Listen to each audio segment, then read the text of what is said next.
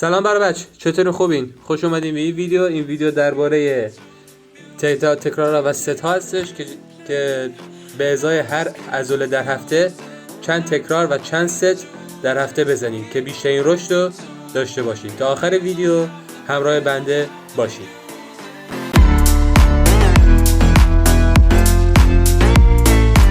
خب سلام بر بچه، چطور خوبین؟ خوش اومدین به این ویدیو. این ویدیو در موردی هستش که چند ست و چند تکرار بزنید که بیشترین رشد داشته باشین. خیلی خلاصه میخوام بهتون بگم به کلا تعداد تکرار و ست چیه. تعداد تکرار یعنی مثلا میگم مربی مثلا نوشته 3 ست 10 تایی، مثلا میگم 3 ست 10 تایی 12 تا جلو بازو، مثلا 12 تا جلو بازو میزنی، استراحت میکنی و بعدش میری یه بار دیگه اون ست رو اجرا میکنی، ست دوم میزنی. ست یعنی چی؟ یعنی تو 12 تکرار بزنی بعد یه استراحت ریز داشته باشی، مثلا 1 تا مثلا 3-4 دقیقه. البته خب میگن 1 تا 3 دقیقه مثلا استراحت کنی بهتره و از نظر خودم یه خورده مثلا بین 3 دقیقه استراحت کنی بهتره، چون که خوب جون میگیری. تا جای استراحت کن که خوب جون بگیری. خب و حالا دونستیم ست چیه. خب حالا چند ست بزنیم که بیشترین رشد داشته باشیم. برای عموم افراد بین 10 تا 20 ست برای هر عضله در هفته باید انجام بدی. خب مثلا من باید 10 تا 20 ست برای جلو بازو بزنم که بیشترین رشد رو در عضله جلو بازو داشته باشم.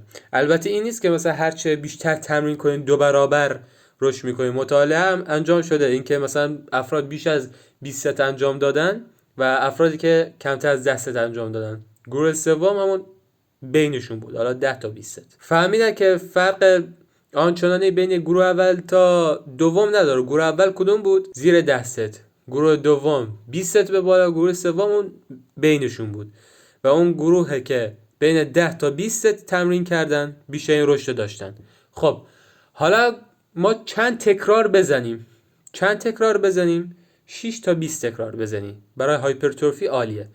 بیشترش خسته کننده است، یعنی منظورم حالا مثلا از 20 تا به بالا یا حتی از خود 13 تا به بالا، این نظر خودمه، ولی واقعا از 20 تا به بالا دیگه واقعا خسته کننده میشه.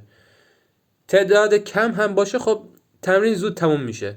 پس بهترین تعداد تکرار بین 8 تا 12. البته مقاله‌ای که من خوندم میگه 6 تا 20 تکرار بزنی هایپرتروفی رو داری. و چرا اکثر بدنسازا بین 8 تا 12 تکرار میزنن؟ به خاطر اینکه نه کمه، نه تعداد تکرارش کمه و نه زیاده. خب بهتون گفتم تعداد تکرار زیاد باشه خیلی تمرینتون طول میکشه، کم باشه اصلا حال نمی کنید، حالا دردسر. و اینو بهتون بگم از نظر خودم اینجور ستا رو برای خودتون، اینجوری ستای تمرینی رو برای خودتون مثلا رو برگه بنویسید و طراحی کنید. چطور بهتون بگم؟